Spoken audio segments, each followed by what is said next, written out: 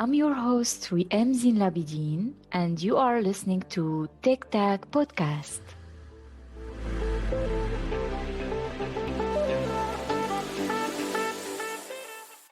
Today, our guest is Margit Peters. She's an Agile coach, moderator, trainer, and mediator. She supports leaders and teams improving their collaboration and way of working. And I'm very excited to have her today. So now let's meet with her and learn more about her current role and about her journey. Hello, Margit. I'm very happy to have you here. Welcome to TikTok. Thank you, VM. Thank you so much for inviting me to this podcast today. It's my pleasure. For the audience to know you more, you can introduce yourself and tell us some fun facts about you. So I'm Margit. I'm living in the north of Germany in Hamburg, very beautiful city. I live there with my two children. They are already 16 and 20 years old. And yeah, what's the fun fact about me? Maybe that I'm working in tech environment, but I'm not really a tech person. And you will later see on why I'm still working in tech. I'm interested to know about your journey. So, to start, we can talk about what is your current job, like the job title. So I'm wondering if there is just one job title, but it's Agile coach.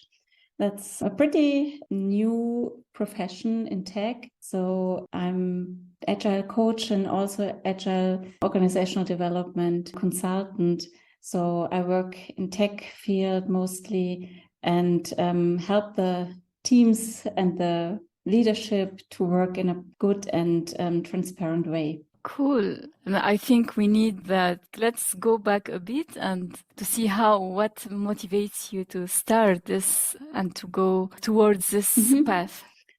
So my path is not a really straight path. So I started basically with a university degree in textiles and fashion business, which is really not at all related to what I do now. Then I started in the field of fashion and workwear business. And very quickly I got into project leads and I was leading several teams in different positions.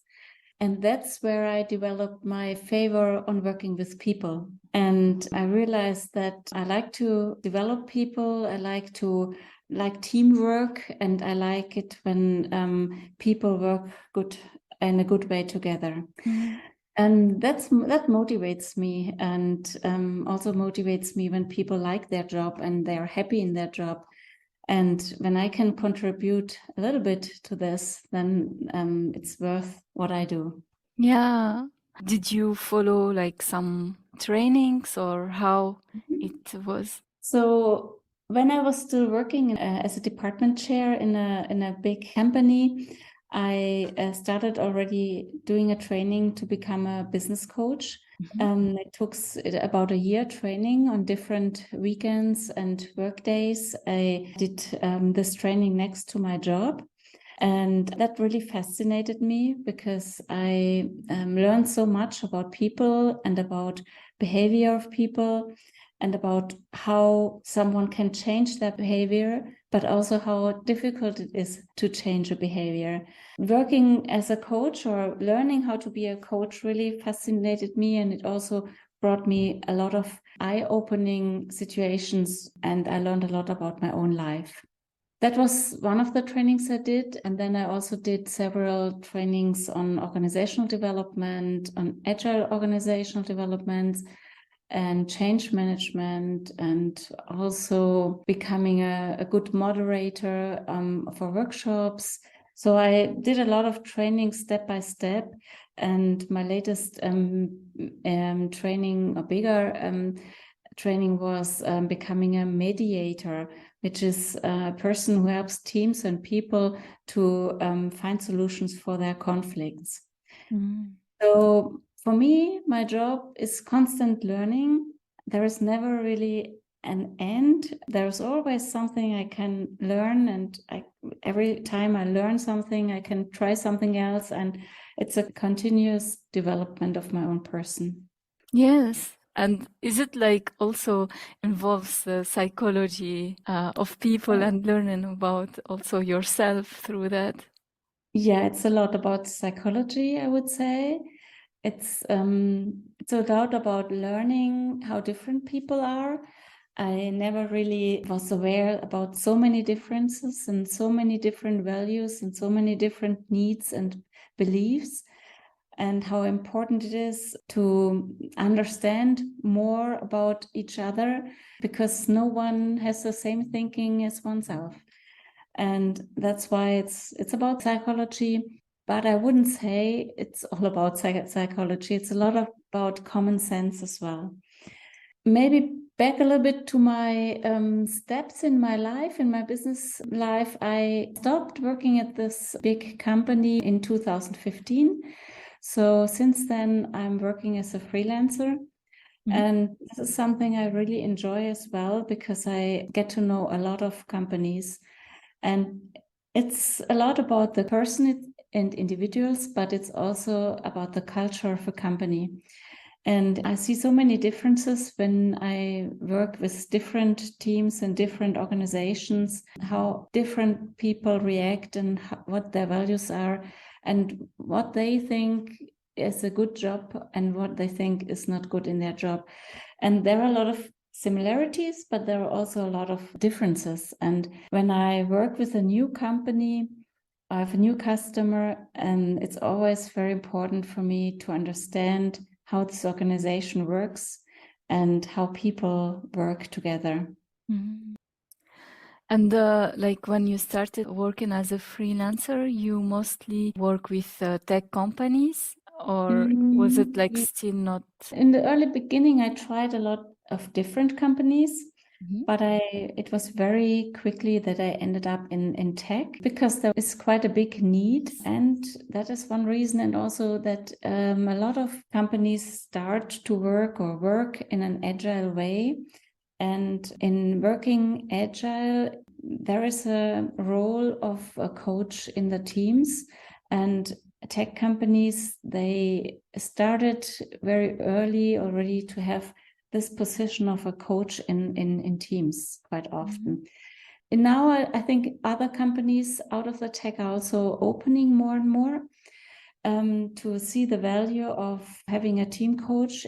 But in tech, it's getting more and more common. And my first big project was a big transformation where I was one of a lot of consultants working in agile transformation. And it was also a big learning for myself, because I realized how difficult it is to change a way of working that people are used to.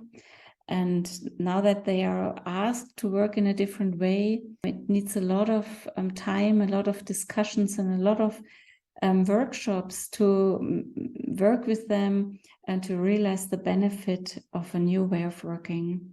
And that was in tech, and that was the first big project and big work I did in tech.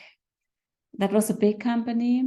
And then I switched to a small company, and there was also a big difference, because the agile way of working in the startup business is much more common.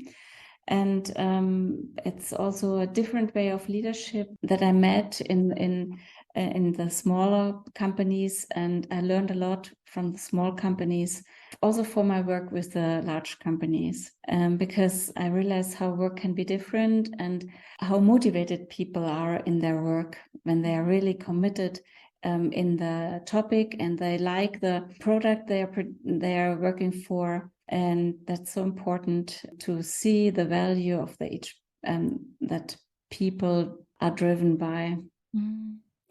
And do you think a lot of hierarchy, it makes it more difficult or better in your job? Like, I think hierarchy quite often makes things slower, but it's not general. I think it really depends on the leadership, the managers they work for. Big companies, they need some kind of hierarchy. Otherwise, I think it's very hard to steer. But it depends a little bit. If it's managers, they really like to work with the people, or what they are motivated by. If they're only motivated by making big money or meeting the goals of the company, then sometimes it can be very stiff. But if the managers try to explain the value and also talk to the people and listen to them, and then I think hierarchy can also be beneficial. But it's not often that you can see that. Are you involved to facilitate the work between managers or mostly in between the teams, like in development? So I started most of the time in tech business. When I started, I worked a lot in the teams, but I am really more and more going into the work of leadership, work with the leadership. I also like to work with leadership and teams, because if you talk about changes, changes have to happen everywhere. Yeah. And if you only work with the teams, you cannot really drive change that much. You need management changes as well. And I also like to work with the managers because they can be very useful, and they also ask for feedback a lot. And that's why I see it very beneficial to work with them as well. And as I've been a leader myself, and it's also very easy for me to work with them. And I also like to work with other Agile coaches together, because being a coach, it's not a one-man show. You need to communicate. You're also part of a team, and you also have to reflect your own behavior and your own methods. And that's why I feel myself being involved in all structures, like being involved with management teams and other Agile coaches or Scrum Master. I see the sense that I really have to work and communicate in a network. Yeah, and I think it is an important role in the tech companies, because from my perspective, I see that in tech, people are more focused on technical things. And when they hire someone who is responsible to facilitate and also make sure that there is a collaboration between people, etc., have a lot of benefits. Also, it will help them to keep their employees also, because sometimes there are some issues in the companies, was mostly because of the communication between people. Yeah, that's what I realize a lot. People, they communicate only about the topic, the subject, or about the product, but then don't like to talk about their feelings, about their needs. And working environment is both. It's about doing a good product and a good result, but it's also the society or the group of people you work with. It's also, you're also human, and human need some communication in between them. And that's also a big part that I try to improve, the communication and the understanding of each other. Is it also from your role is to organize like the different meetings within the team, also to organize the retrospective meetings or scheduling different other meetings? Most of the time, yes, but it's not really necessary. Sometimes I have teams that I do facilitate a lot of meetings, like retrospectives or dailies, but sometimes they also facilitate them themselves, and then I would be more a coach for them to help them to improve these meeting structures. It depends a little bit on which level and how they work together and what exactly is their need. I changed my opinion a little bit in the beginning when I started with this job. I thought it's my responsibility to facilitate all these meetings. But now I'm more getting into to think about more why it's important that I do this. Is it necessary to do it, or is it better that the team does it themselves? What is my benefit? And what's the best, how I can work with the team? And I have some teams that I work more on a coaching on demand situation, that they will ask me if I can support them, but I don't support them on a regular basis. it's more that they tell me, oh, we have an issue, or I think someone is on vacation, we need your help, or can you give us some feedback, and we think we are not working on a proper process. Can you check with us the processes, or the way how the process, the flow of the work flow doesn't work properly. So they would ask me to have a look at that and help them with that. And I more and more like to work on a coaching on demand, because that the teams are responsible to see that they have a problem, and then they realize, okay, maybe I should ask for the coach to help us. And this is more self-determined than in the other case. I'm always there and always trying to improve, and I'm not sure if the team is always willing to improve their situation at that moment. And I also do a lot of experiments in my own job and try to improve myself and improve also the cooperation with the teams. And as I said before, it's very different. My jobs is I like it a lot because it's not always the same. Sometimes I work more this way, sometimes more this way, and some teams need this and others need this. So I'm always challenged to find the right way to work with them and to adjust my own way of working and communication. I have to adjust it to the teams. Yeah, because I can imagine that every team is different to the other when you work. Yeah, very different. And sometimes I don't want to take over the role of the managers or of the leaders or the product owners. And I have to be careful that everyone has a clear role and a clear responsibility. And that's why my responsibility can be different from team to team or company to company. That makes sense. And it could be a struggle between people to give feedback, to be more productive. Do you help on that?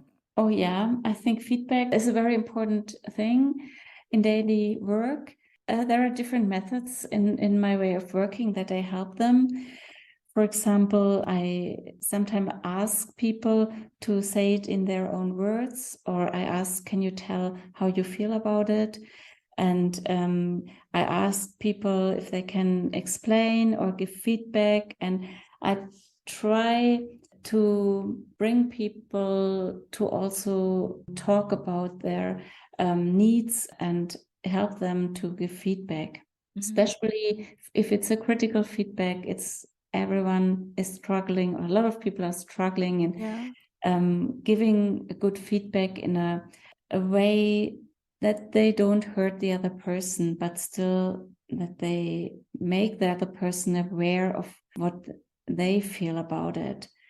And it's, of course, one of a very important topic in my job. And you do that in form of workshop, like to show them what is the best way to give negative feedback or constructive feedback?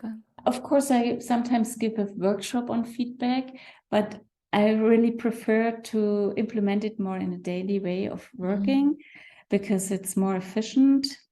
My experience with workshops just on the topic feedback, that the people understand, but they don't transfer it in the daily life. So what I do is to always repeat it or address the topic of feedback, or when we have a meeting, I finish with a feedback round, or so I have a lot of small methods that I constantly implement in the daily way of working. And like now in tech companies, I think you see that, like in Germany, for example, there is international people working together. Even if people are having the same background, they have different ways of thinking. And when you work with different backgrounds, they can interpret situations very, very differently. I think your role will be very valuable, like in these situations, especially in case if there are some conflict management or something.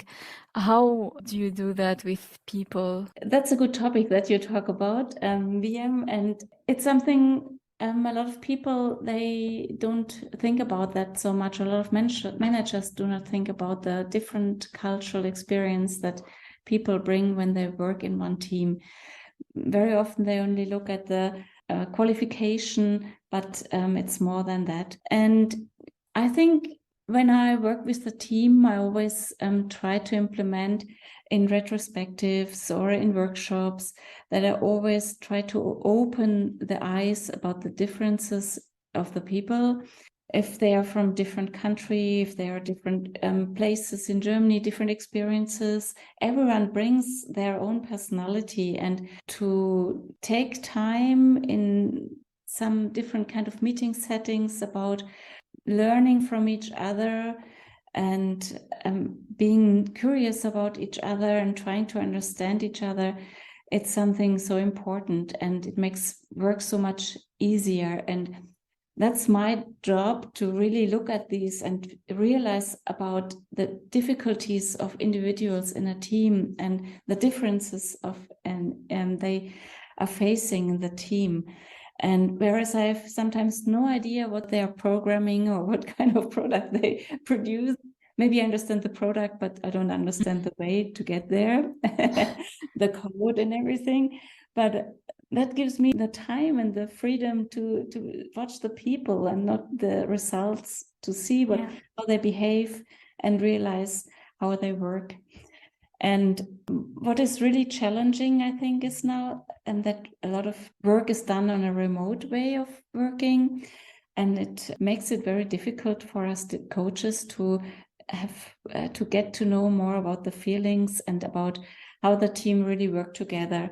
Because when you're all sitting in one room, or at least some time you're sitting in one room, it's much easier. Yeah. But that's not really reality, and we have to find ways how to also work efficiently in distant working, and to find methods and ideas how to help teams to better understand each other and get closer to each other. Do you help on organizing the team building events or things like that? Yeah, that's what I like to do, of course. Nice. Like to do workshops and bring them together. And especially when there are new people in the team, I really like that they spend some time together and that they learn about each other. And my experiences when they know each other and are curious about each other, know about their past, at least a little bit about their way, about their career, about their private life, then it's a lot easier when they work together, because they have a better understanding of each other and they can build more trust. Mm-hmm. And in your job, do you also interact with HR? Because I feel HR are also important in this topic of bringing like international people. And I think they also need guidance. From my experience, I see that if there is awareness of our differences, etc., it would have been more better, and also to help people to integrate in the country. Yeah, in the startup business, I think in the smaller companies, I work with HR very closely. Whereas in some bigger companies, sometimes I'm not really close to HR at all. It really depends how it's organized and who is responsible for Agile coaches. And I would like to work closer with them because we both work in a way, we work with the people of the company. Yes, that's true. And for the onboarding process, when people are starting their job in the company, do they also have sessions with you to get onboarded? Yeah, in some companies, always when there is a new team member, it doesn't matter really if they are from abroad or if they are from Germany. I usually have a one-by-one first meeting, and I want to understand what the needs are, what kind of experience they have, because I also need to build up a trustful relationship with this person. And that's why I'm always having a first meeting, maybe even more than one. It depends what the person needs. That's something I really I didn't talk in before because next to the work with the teams, I also sometimes work with individuals in a team. So they would address me, for example, if they have a problem or if they have a difficult situation. And being a coach for the team or for the company, I also usually one of the persons that they would address if they needed some support. And this is very often it's the new people, they use this more often. This is really nice to have in the company. And how like the remote work affected your job? Because it feels like you need to interact with people Yes. kind of thing. Yeah. It's interesting because I did 3 years of remote work only most of the time, and it was okay. But I came to a point that I really realized that I need people around me, and that's why I'm more and more looking for companies that do not 100% remote work, and they work with me more in a way, being in the offices or doing workshops. And I know it will always be a mix of online and offline, but for me, it's always important to get to know the people in person because it is a different feeling. It's easier to build up trust and to work with them. For me, I really love to have people around me. That's important. Yeah. And do you coach Scrum Masters or is it like something different? So this is something I really like to do. I once was asked to build up a training for agile coaches, and first of all, I thought, oh my God, I'm not really a trainer. I never did trainings before, and how can I be a trainer? And then I thought a little bit, and I found two other colleagues, and three of us, we set up a agile coach training, and I really loved it. I tried and figured out that I really like to do trainings. So I built up a different kind of formats, training sessions for agile coaches, scrum masters, and also for agile leaders. And I'm going a new innovative ways. I try out different ways of training. For example, we'll start in September again, the Agile Friday, which is a 2.5 hour session every second week on a Friday afternoon for Agile coaches and Scrum Master. And we meet and we get together and learn from each other. And I really address those topics that they ask for. And we prepare different sessions every second week. And it's so useful and helpful for them. And of course, sometimes I'm teaching some kind of theories, but for me, it's most important focus is to learn how to address these theories and how to use it in a daily life and daily work. And that's what I really like to do, trainings where people can get back and start doing something different the next day. Then I'm happy.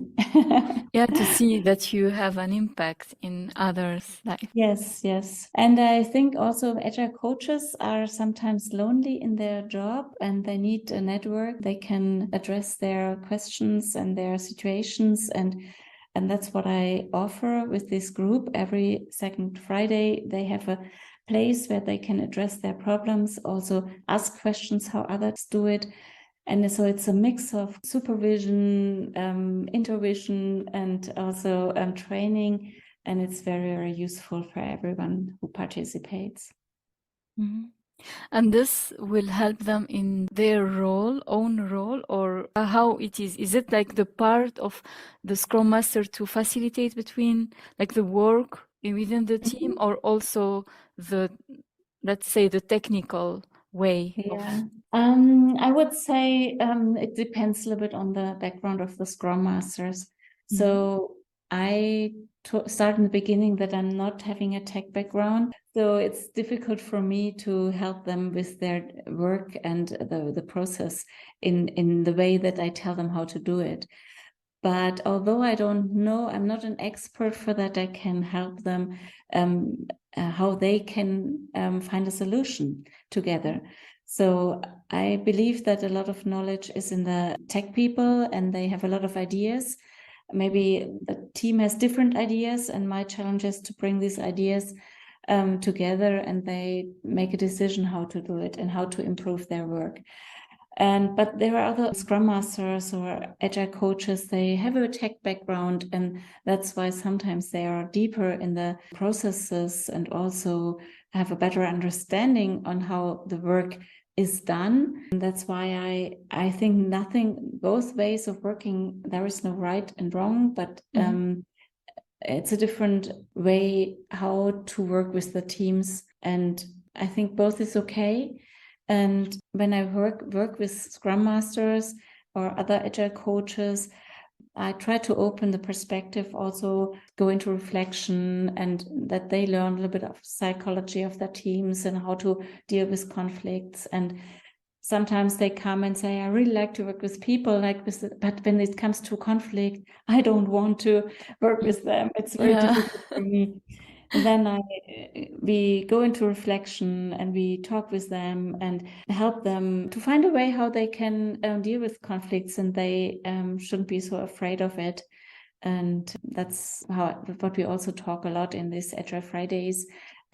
People come with their topics and their fears, and it's a very interesting setting and very useful for all Agile coaches and Scrum Master who are participating.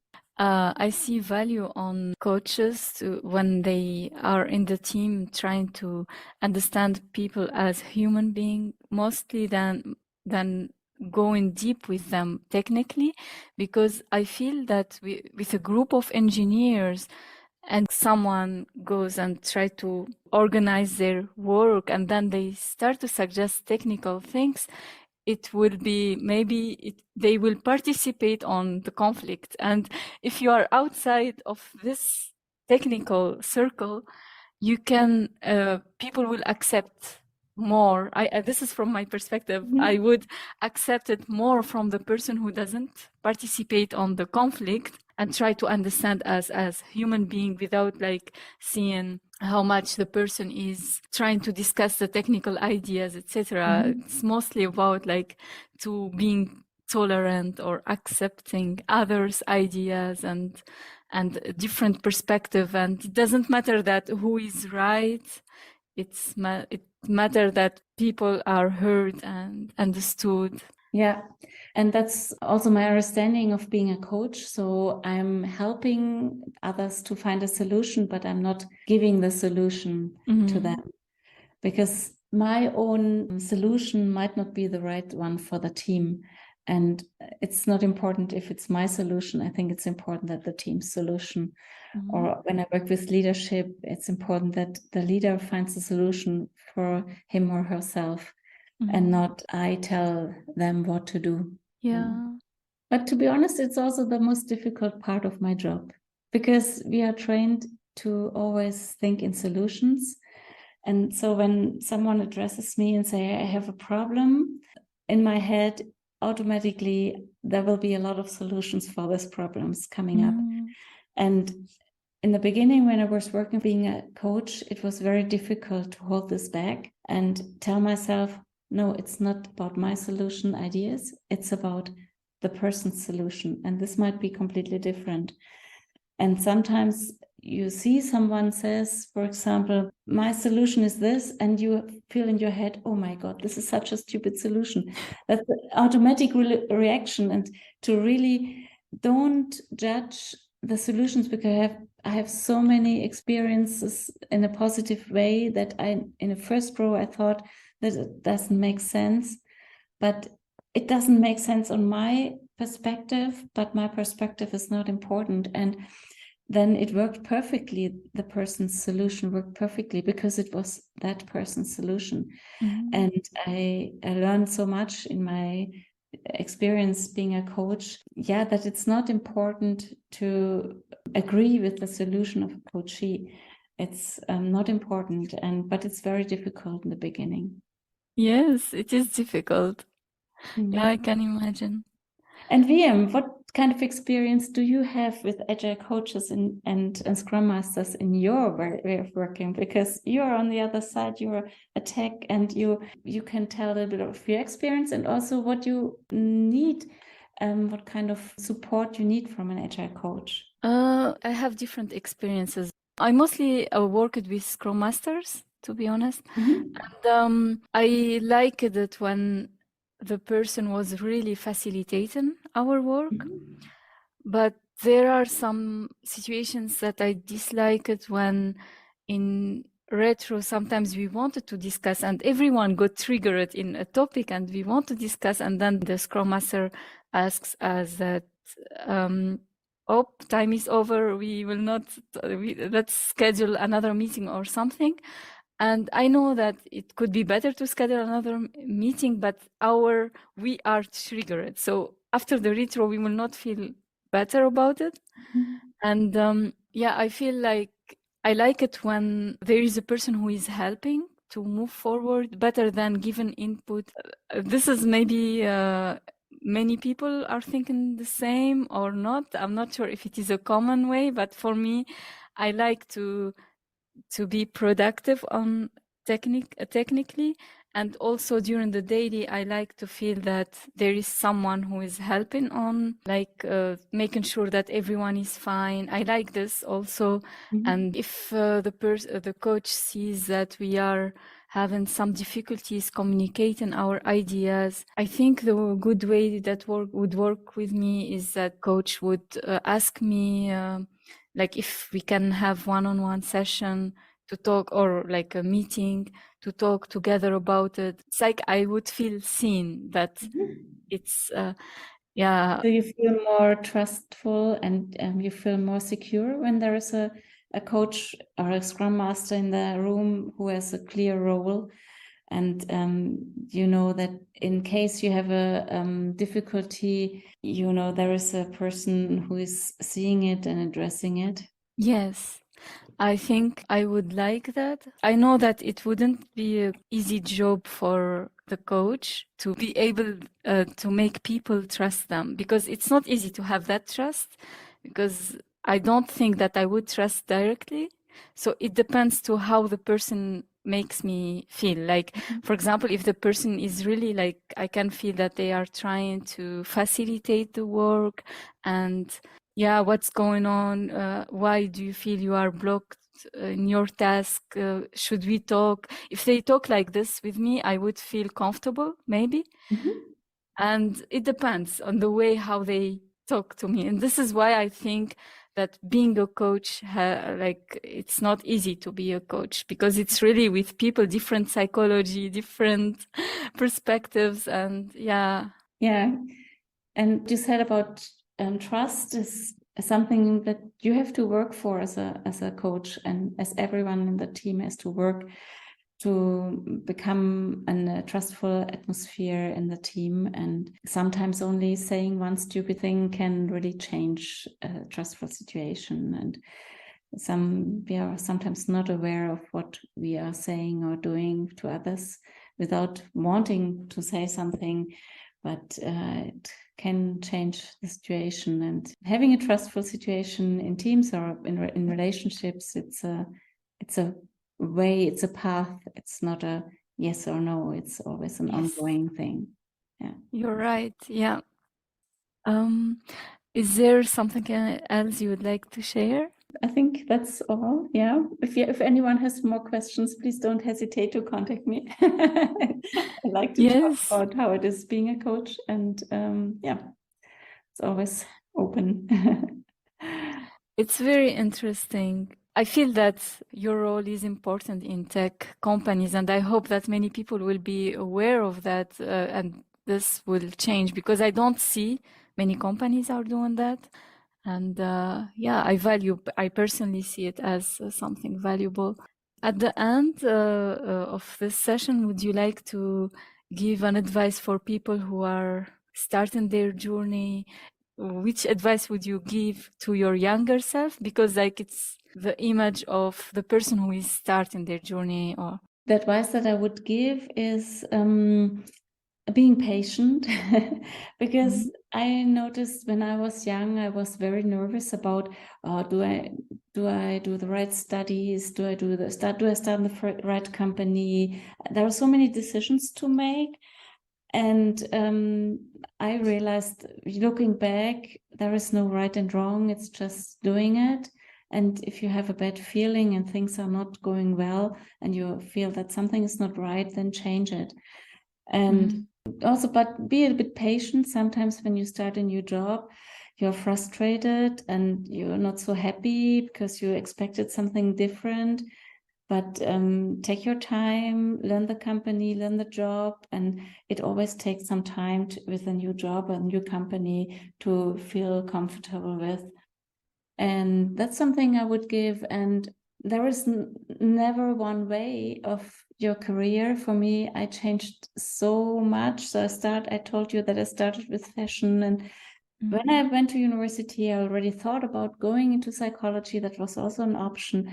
I didn't, and I learned so much in my jobs that I had. And finally, I'm back to more psychological job. But every step, every work that I did, and every company I was working for, I learned about something. I always learned something. I learned some profession, but I mainly learned about people. And job work is always about people, and it doesn't matter where you work. And so just start, do it, and make decisions if you have something, and decide in a different direction, and be brave and don't hesitate. And you will never know if it's right or wrong. But there is no wrong, in my opinion. It's just a try, and sometimes you need to try to know something else. Yeah, if you don't try, you wouldn't be able to progress, and it's okay if something doesn't work. Yeah. It means that you go do something else. Nice advice. Yeah, just start, and don't hesitate also to change something, and do and take opportunities. In my life, I always had people, they offered me something and said, could you think about doing this job?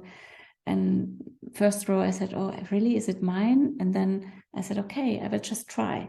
And this being happy to try, and that helped me a lot. Yeah, it's brave.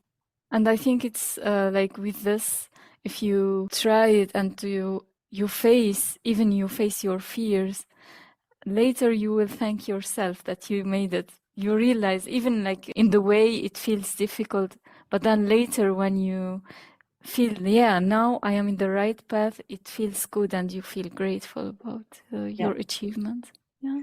And it's also with you, VM. You did a lot of steps in your life, and I'm so happy that I know you here, and that you're in Germany, and that we met.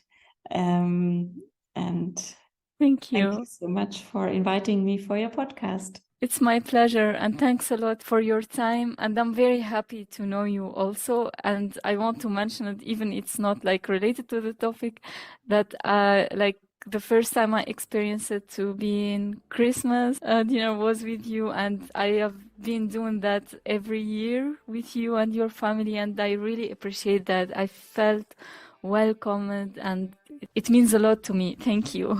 You are very kind. Thank you, VM. It's a pleasure to have you as our Christmas guest every year. Thank you. I wish you all the best, and see you. Thank you very much, VM. See you.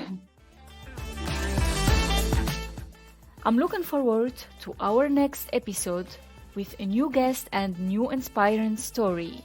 Until then, stay safe and stay tuned to our next episode. Tic Tac, tackle the inspiration.